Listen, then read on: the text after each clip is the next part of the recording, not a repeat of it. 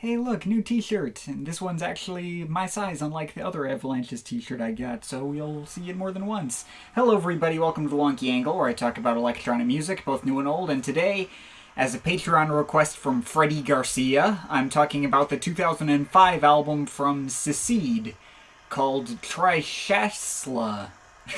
I'm gonna screw that up. Apologies for my neighbor running a chainsaw right next to me. Alright, here we go. Another artist I'd never heard of previously.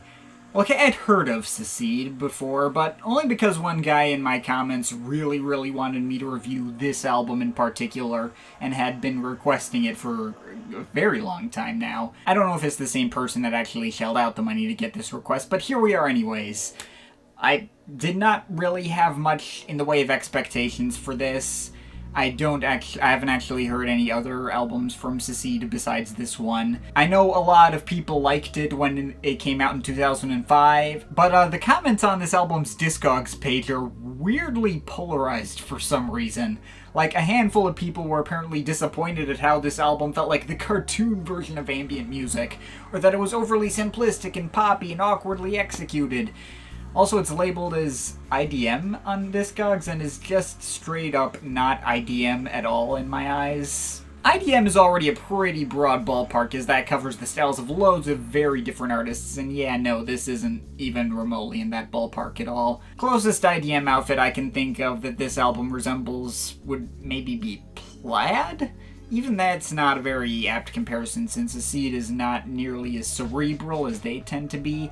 There's also, admittedly, quite a few synth textures that feel very much inspired by Boards of Canada, but BOC themselves are already really pushing it when it comes to the IDM label, and I don't always consider them IDM myself. Whatever qualities that made BOC IDM are definitely not here. No, Tryshasla is a light and fluffy down-tempo album that more calls to mind the sounds of artists like Bent and Cuburn's Abstract Message and Tycho. If you were expecting IDM, you're gonna be disappointed, but I didn't actually remember the labeling on this album until looking at the page while like halfway into hearing the album for the first time, so that wasn't part of my own expectations. And unsurprisingly, given my previously expressed general thoughts on Bent and Cuburn's, I enjoyed this album a lot. It's pretty freaking good. I mean, if you don't like the lighthearted and poppy side of ambient music, this may not be for you. It sure as hell isn't Substrata or anything, but no, this was a lot of fun and pretty nicely fit down my alley. I will say it isn't exactly like Bent or Cuburn's. It's not as overtly quirky and silly as Programmed to Love or Feng Shui.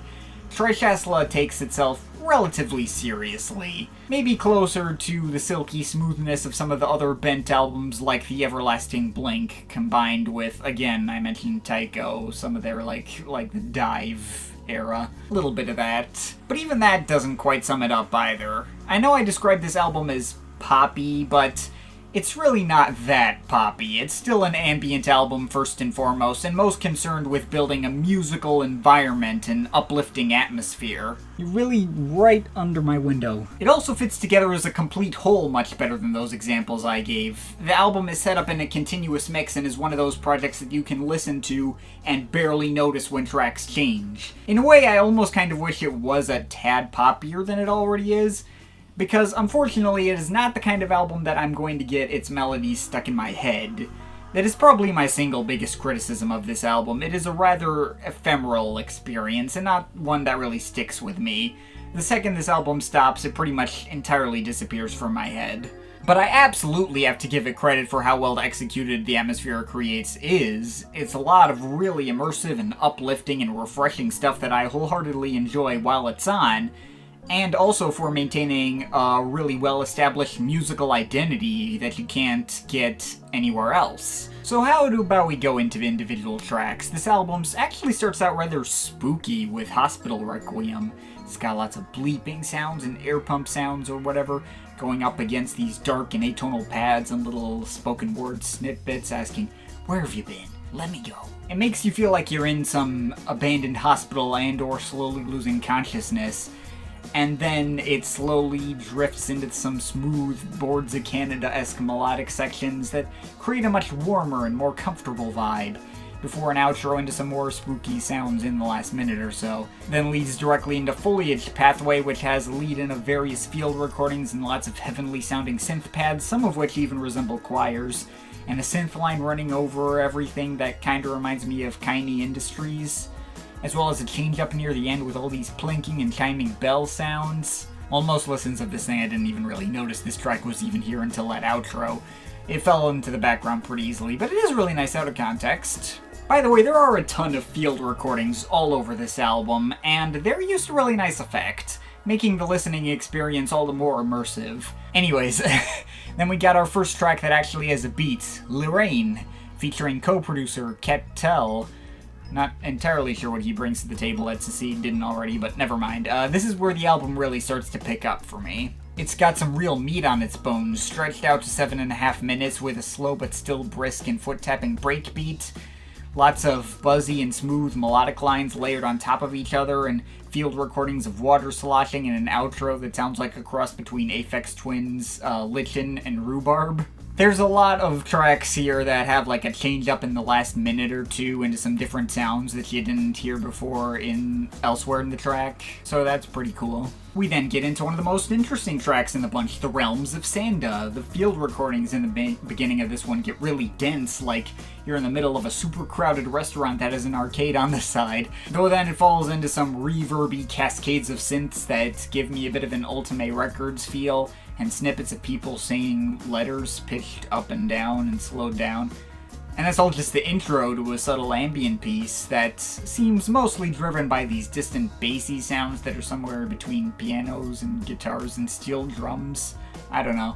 Then slowly building up into other subtle pad chords and even some filtered funk guitars and cooing female vocals way in the background. Also ocean sound effects and cascades of really fast-paced bleeping synths. So many elements going into the mix that doesn't actually sound like it'd pull off subtlety on paper, but it does. And its consistent changing up from sound to sound and meandering around makes it one of the most dynamic and interesting pieces in the bunch. Oh yeah, and there's a piano outro too.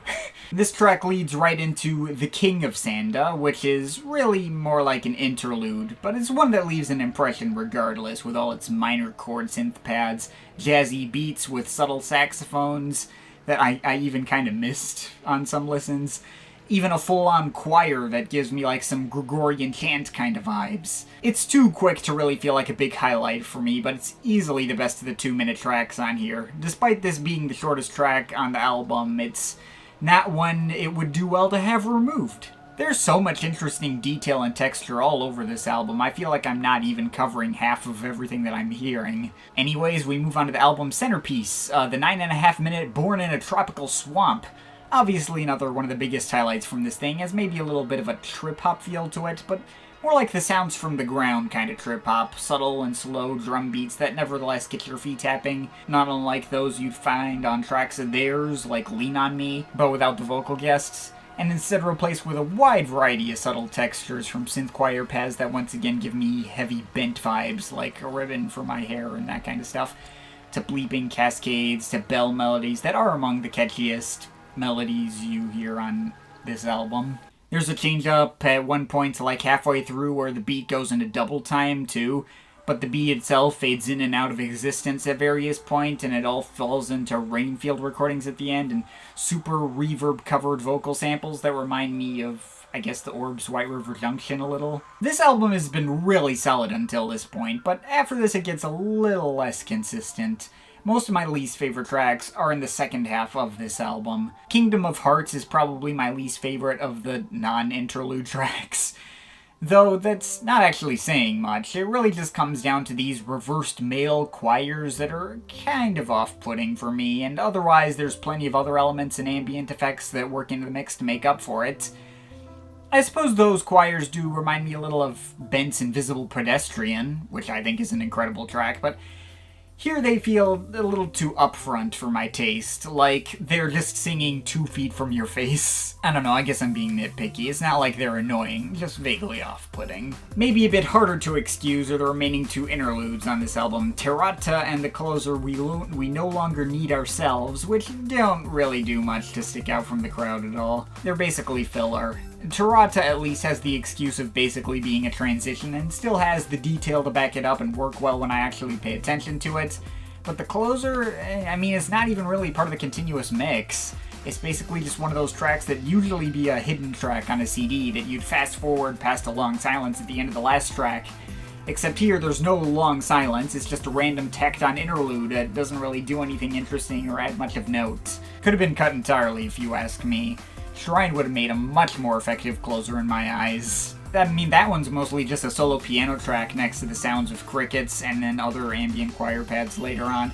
It's really effective in its much more minimalistic approach. Another major highlight for me, and again, I'm not sure why the album didn't just end there. And you know, I guess I can't hate on the second half of this album too much, because it also has my favorite track in the bunch, Friday Fall. Easily the most energetic track in the bunch as well. Its beat borders on being drum and bass. At least moves at the same tempo as a track in that mold. It's got all these refreshing synth melodies and new agey guitars. It's almost like a relaxing Mario Kart theme or something.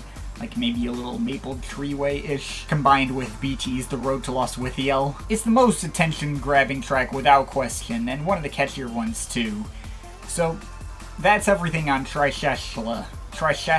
While certainly not a perfect album by any stretch, I have to really try in order to get melodies from this album stuck in my head, and not every track is attention-grabbing or evocative as the next. It's certainly consistently well executed and unique enough to be worth recommending, without question. This album has a feel and atmosphere that you can't really get anywhere else. While it does come close to artists like Bent in its being so lighthearted and wholesome, it's so much more focused on creating an environment to get yourself immersed in, and I can say it certainly succeeds on that front. Not to mention the attention to detail all over this thing is really something to behold. Overall, I had a lot of fun with this project. I'll keep it around on my iPod, and I'll say it's worth a shot for ambient music fans. I'm overall feeling a solid 8 out of 10. But of course, this is just my opinion. You can feel free to disagree with it, but I'd like to hear your thoughts, so leave the comments in the comment thing down there. Shout out to my Patreon supporters. There are some people. If you want to add yourself to that list or make me a review of something, link to my Patreon is in the description. But yeah, that's pretty much it. That's all for today. See you next time.